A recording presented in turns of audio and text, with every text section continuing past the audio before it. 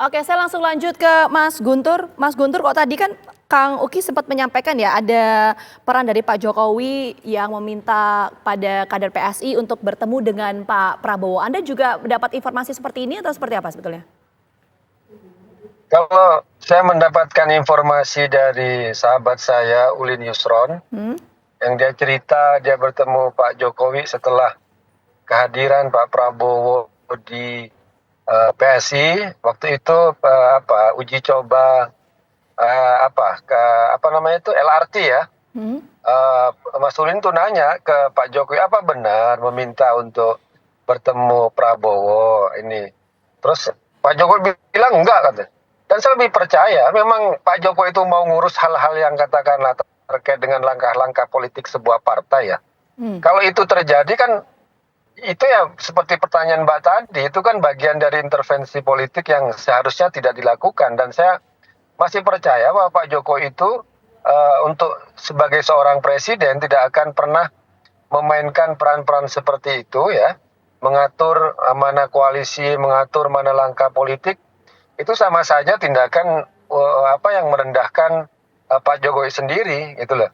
Karena saya lebih percaya bahwa kehadiran Prabowo di DPP PSI itu memang terkait konkret misalnya kerjasama politik untuk Pilpres dan Pileg 2024. Jadi ini bukan soal apakah diperintah oleh Pak Jokowi atau tidak, tapi mungkin ya sudah yang dibilang soal kecocokan, mungkin mau bikin koalisi atau apapun, dan yang saya dengar dari sumber internal PSI sendiri ya memang sudah mengarah ke sana.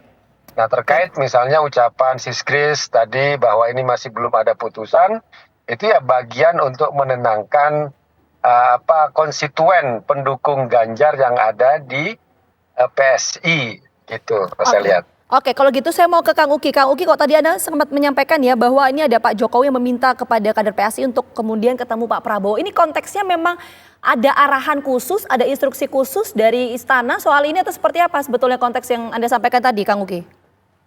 Kalau kita kaitkan ya dengan isi atau substansi kedatangan Pak Prabowo ya, apa yang let's say disarankan ya, mungkin bukan diperintahkan ya, apa yang disarankan oleh Pak Jokowi kepada Browamen kita yaitu Raja Juli Antoni, itu dapat kami simpulkan itu adalah untuk persatuan ya. Karena di dalam pertemuan tersebut memang kita tidak membicarakan sama sekali koalisi. Kita hanya membicarakan bagaimana Indonesia ini kemudian bisa menjadi negara superpower. Pak Prabowo mengutip apa yang dikatakan Pak Jokowi bahwa 13 tahun ke depan ini adalah 13 tahun paling kritikal dan persatuan adalah syarat modalitas utama gitu. Nah, kalau kita kemudian atau saya kemudian ditanya apakah yang dikatakan oleh Pak Jokowi sebuah advice kepada Bro Raja Juli Antoni untuk berkenalan kepada dengan Pak Prabowo, apakah ini kaitannya dengan koalisi atau tidak? Saya berpikir ini sebenarnya kaitannya hanya untuk politik persatuan saja, Mbak Gita. Artinya di pemberitaan bahkan ya ketika bertemu dengan Pak Prabowo, kami mengaku gitu ya bahwa kami ini sudah deklarasi mendukung Ganjar dan itu belum kami cabut dukungannya. Begitu. Apakah kemudian dicabut atau tidak ya? Saya pikir Sis Grace tadi sudah mengatakan bahwa dua hal ya, kita menunggu arahan Pak Jokowi dan yang kedua mekanismenya adalah Kopdarnas. Tapi yang pasti tidak akan semudah itu juga untuk mengalih-alihkan dukungan. Di beberapa pemberitaan malah saya juga kaget juga diberitakan Grace Natali ini salut dengan kerendahan hati Pak Prabowo datang ke kantor partai yang mendukung Pak Ganjar gitu. Nah, jadi kalau kita berbicara peralihan dukungan apalagi koalisi terkait dengan pertemuan ini masih terlalu jauh, Pak. Oke, saya mau belum bisa saya jawab atau diklarifikasi. Oke, saya mau ke Mas Burhan mungkin Mas.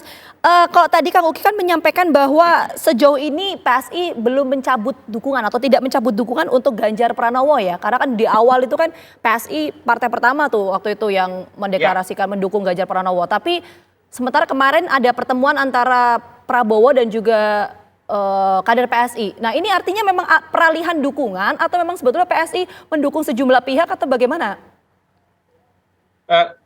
lagi-lagi kita perlu menunggu ya dengan Ya. sabar apakah PSI masih komit, masih setia untuk mendukung Ganjar Pranowo sesuai dengan keputusan Kopdarnas tahun lalu, ataukah PSI kemudian memiliki capres baru jelang 2024. Per hari ini masih koma, belum tanda titik. Meskipun lagi-lagi statement Grace itu menunjukkan seolah-olah sudah ada tanda-tandanya ke arah mana PSI berlabuh. Dan tanda-tanda itu bisa dibaca oleh sebagian pihak meskipun masih belum konklusif bahwa PSI punya calon presiden baru. Dan itu yang kemudian oleh Bung Guntur ditafsirkan bahwa PSI sudah beralih. Jadi meskipun belum resmi, tetapi tanda-tanda itu ada gitu ya. Oke. Meskipun lagi-lagi ya, saya harus mengatakan kita perlu sabar untuk menunggu keputusan akhir PSI, tetapi PSI bisa menerima kehadiran Pak Prabowo setelah riwayat panjang yang terkait dengan kedua belah pihak, itu adalah sesuatu. Jadi menurut saya tidak bisa kita baca kehadiran Pak Prabowo kalau tidak ada konteksnya. Dan konteksnya tadi diperdebatkan antara Bung Uki dengan Bung Guntur, tetapi setidaknya kehadiran Pak Prabowo membuka opsi bahwa PSI bisa mendukung Pak Prabowo Subianto 2024. Oke. Dan ini tentu yang menjadi isunya kan begini. Saya mengatakan Pak Prabowo hadir ke PSI meskipun belum dicapreskan resmi, itu Pak Prabowo sudah mendapatkan banyak insentif elektoral. Oke. Tetapi apa insentif buat PSI ketika menerima kehadiran Pak Prabowo? Ketika kalau kita lihat data memang harus diakui pendukung PSI umumnya memilih Mas Ganjar. Nah kalau misalnya PSI akhirnya berlabuh mengusung Pak Prabowo, apa insentif elektoralnya?